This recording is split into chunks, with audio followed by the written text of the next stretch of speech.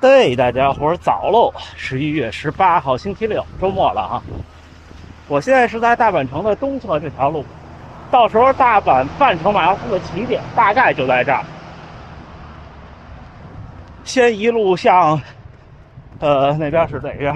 向南，先一路向南跑，然后再折返回来，还回这条路，然后一路跑到那边这个中间那个三角的小岛的尽头，再折返。拿这一块凑了距离，这都是180度的折返，然后就一路向南，之后就去到了长居公园的终点，就是在这儿起跑。我要是来探路的话，我应该就是不跑第一个折返，从这儿一路跑到那边那个头，就等于是第二个折返，然后掉头。等哪天天好吧，今天特别早，5点就出来了。今天小伙伴们6点在这儿跑4分40到5分配速的15公里，因为有小伙伴生病了，刚好，所以今天我也是中低强度，会不出意外会比平常跑的长一点。有时候是需要契机的，那上次那个受伤，其实是我跑到大概跑到这儿，那时候是8公里，感觉疼了一下，之后就一直疼。也跑了30公里，你们看2、3天就好了，是吧？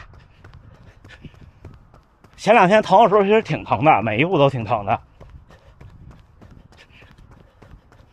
不知道光线怎么样？昨天那个镜头起雾的事儿是这么回事儿，就是这个相机有一个镜头盖拧上去的，然后可能我没拧紧，那里边进了水，导致那里边有了雾。昨天烘干了一下午。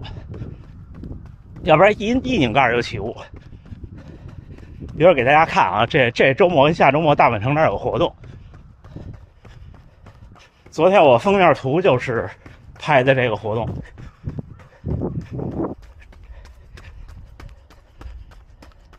看，又是各地的拉面，各种风格的。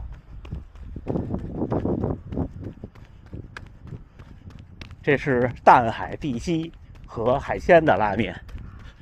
我们看这活动是什么？17号到19号就是这个周末，还有下个周末有2次，各地来的拉面。而且昨天那个雨下了一上午，昨天是这片那个儿童运动会在这儿，在大阪城，不知道怎么样。昨天受宠若惊啊！昨天石川先生还发了社交媒体，还艾特了我，开心。但今天摄像头表现正常，今天还是有点微雨。刚才我出门之前4点多，狂下了一阵儿，说是7点之后还会下。今天咱们聊点什么呢？我还没想好，一会儿咱们再聊啊。一会儿前面黑了，等天亮一点。嘿，小伙伴们，我已经跑了23公里了。今天有多多桑，还有彭大桑，我们最后到那头，然后我回家正好应该是30公里。今天风特别大，特别带劲，然后有时候会下几滴雨啊。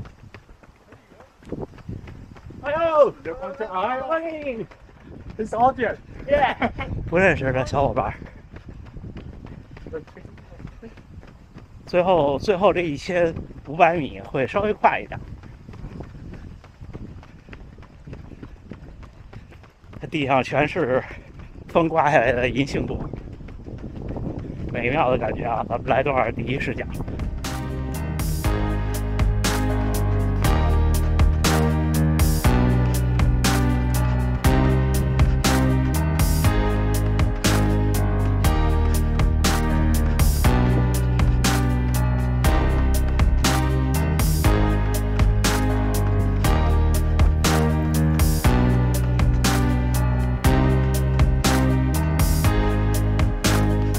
雨又下起来了，但愿今天镜头不要起雾。以前不这样，不知道，有可能是温差比较大。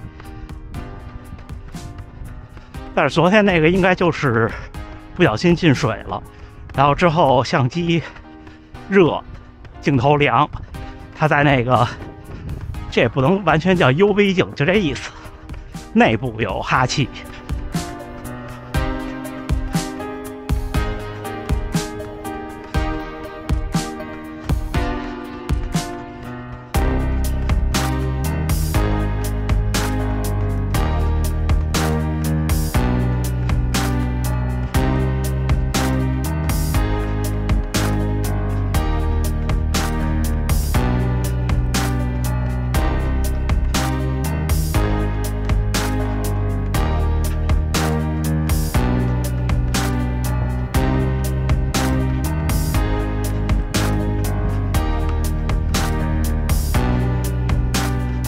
有时候我就想，30公里是什么呢？30公里其实是马拉松的开始，但是偶尔的跑一个30公里，是会让跑者有不错的心理放松。我前段时间有一阵比较的没有动力，就是压力比较大。后来我分析，就是跑的少了，不是鼓励大家拼了命的去使劲加跑量，还是不要冒进。只是说，有的时候您因为成绩、因为训练焦虑的时候，可能一次强度课，或者是一次长距离，真的是不一样的。我今天出门之前就起床，我今天3点半起的床，起床之后喝了一杯黑咖啡，吃了一根大概有这么长的香蕉，然后混到了5点出的门。出门之前那一阵大暴雨给我吓坏了，但是也就不过如此，是不是？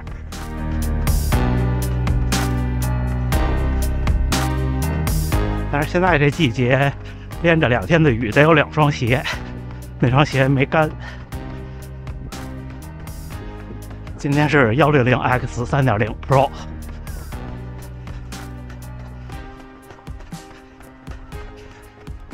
看这边的银杏都落叶了，有银杏也有枫叶，好像。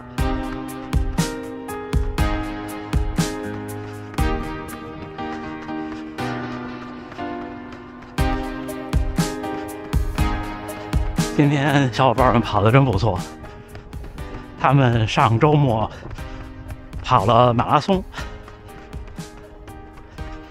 明天就是神户马拉松了。祝大河原先生好成绩！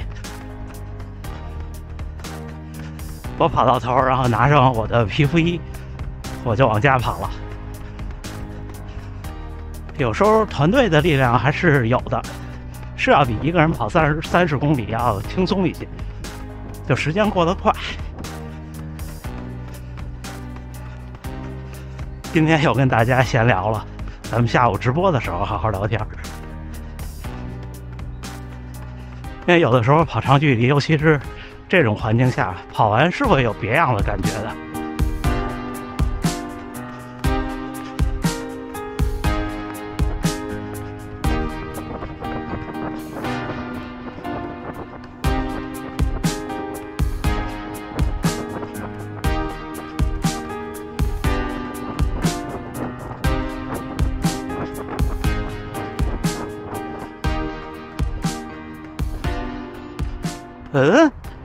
哎，是吧？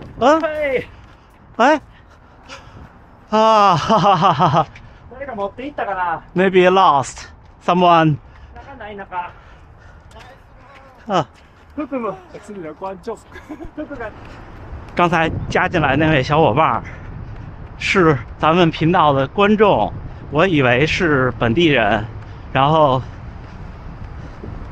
不知道，因为我看后藤先生和他打了招呼，他跑到结束说是观众，还加了联系方式，是从香港来的观众。哇，好意外啊！来旅游，今天这么极限的天气还出现了，受宠若惊啊！感谢您，虽然我们之前不认识，但是这真的是一种挺美妙的感觉。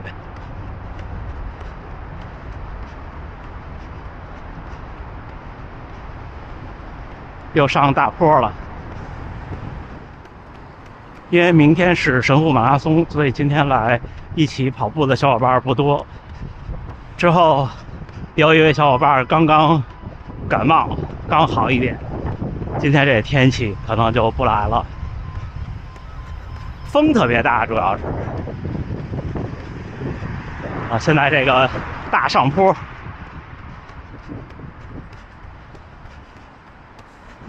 有时候长距离是对信心的一种辅助。不过呢是这样，长距离我其实不建议每周都跑，就是普通的小伙伴。但是我看像我老说马老师，他们如果是跟着他们的课表练的话，是每周都跑，一周一个强度课加一个长距离。这其实是一个很常见的形式，就是练的稍微专业点、狠一点的话，一般是周三的晚上一个强度课，周日的早晨一个长距离，而且人家那个长距离是渐加速。如果跟他们那一组的话，到最后的几公里可能会加到3分多。长距离有2种，一种是叫 LSD， 就慢慢颠儿，还有一种就是渐加速。像我今天跑这2种都不是，我今天就是匀速，21到26公里，这几公里稍微的快一点，因为他们是最后的5公里，他们今天跑15公里。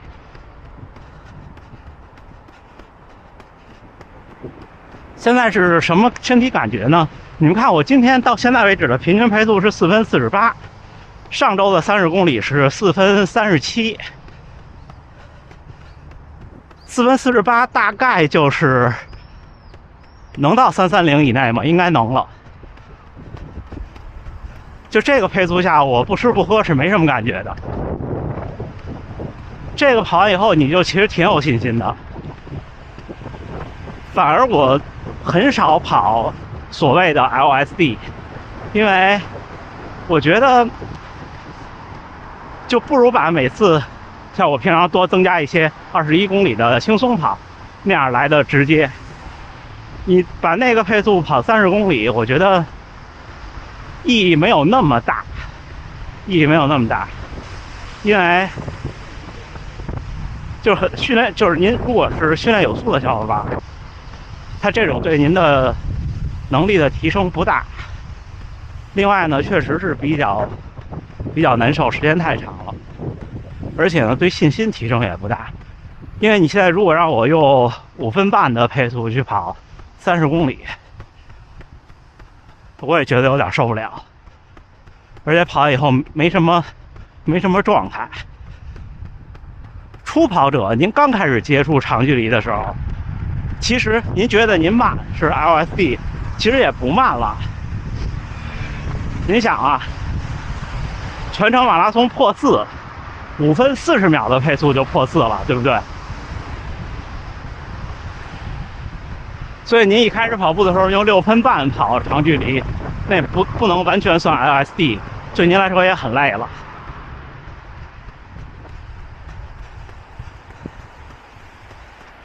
所以我的建议就是长距离，要么您跑变速，就是中间有一段距离稍微快一点，要么呢渐加速。其实渐加速是最有效果的，但是也是最有挑战的。而且渐加速主要的挑战在心理上，就是你老想着后边我要更快，后边我要更快，对吧？这一点有点闹心。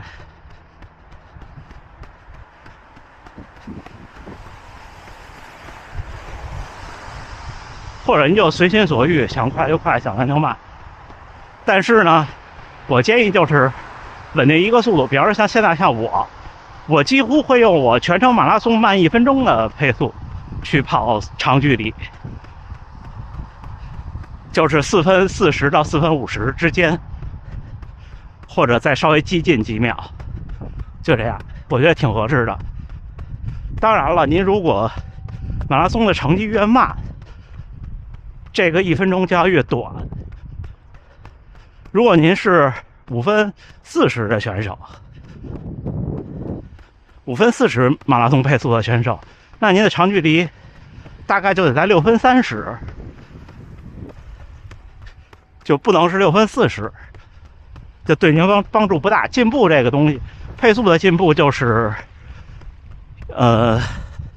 就越往前吧，就越快的时候，你的训练的时候的配速，比方说轻松跑，我们举个例子啊，专业运动员全程马拉松在2小时10分左右，那他的轻松跑大概是什么呢？大概就是4分以内，3分50到4分。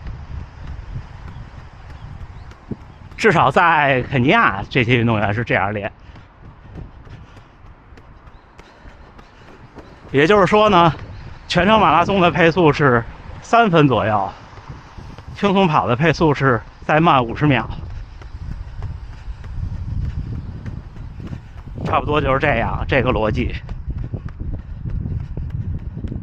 也不要再快，再快，你这一次训练虽然这一次训练痛快了，但是你很可能得不偿失，之后你这几天都缓不过来，影响你的训练节奏。有时候训练节奏更重要。如果您有事情、有伤病、工作忙，还是优先保持训练节奏。为什么说2场马拉松不能离得太近呢？就是你的训练节奏会被打乱，你第2场肯定是发挥不好的。那这儿这路修的怎么坑坑洼洼的？27公里了，这公里跟他们分开，我稍微减了点速，5分0几，还有3公里。我这儿到家还有2公里，我还得绕一下。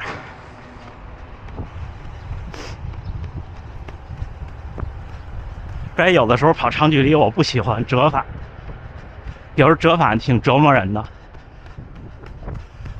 但是在这儿这半年多了，已经快1年了，我适应了，就慢慢会好起来。一开始特别不适应，因为单圈的距离太短。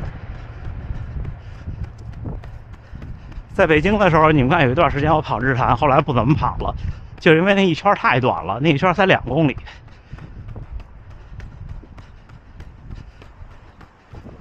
有时候在北京跑30公里，要从家到故宫，在故宫绕3圈半再回家。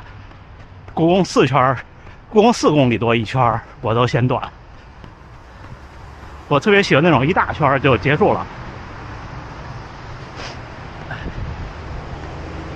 您就每个人性格不一样，您跑长距离的时候的心理建设，建立在您的性格上，您肯定比任何人都了解自己。哎，11月18号星期六清晨7点35，训练结束啊，30公里，平均配速4分49，跑了2小时20多分钟，平均心率143。我们最后冲的那1公里，最快冲到了4分12，心率最高冲到164，平均功率206，累计爬升141。我们这段路有一个坡，等于上这个坡要上下4回。步频197，步幅1.06米，垂直振幅6.4。你们看我为什么没穿皮肤衣呢？皮肤衣丢了，真的尴尬。还剩最后一个5公里，最后一个折返的时候还在，我给系到那栏杆上了，这不知道。然后后藤先生的那个就在那儿，后藤先生的水包、皮肤衣都放在边上的地下，我不知道是丢了还是吹跑了，反正就没有了。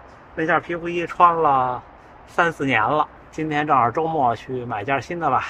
因为我那个柏林那件阿迪达斯那件皮肤衣型特别好，但是没帽子，而且也不舍得穿，所以外边挺冷的。我又在这小棚子底下，真是有意思。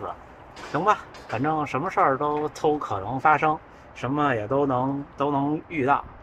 所以还是我老跟大家伙说，就没事多四处看看，就各种地方都有好人，也都有坏人，对不对？是吧？行，今天碰到了我们来自香港来这儿旅游的观众，也感谢您。我走了以后特别遗憾没请教您怎么称呼，但是我们加联系方式是吧？